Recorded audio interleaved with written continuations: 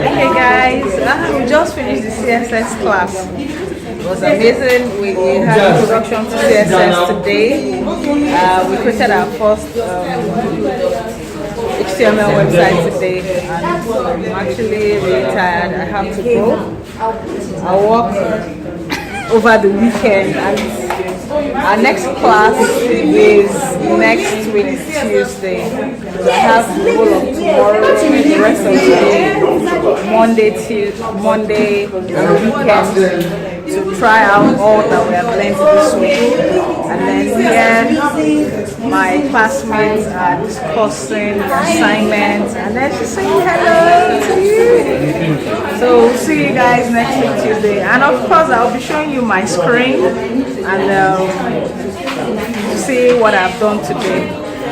Hopefully before next week I'll become a professional. Hi, my name is Kyle. Kaya is saying hi, and I'll become a professional CSS programmer.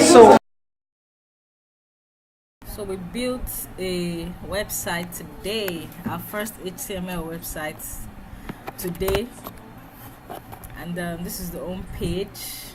This is the welcome page. We linked the pages. This is about us. The product page that hasn't been linked yet, that's an assignment.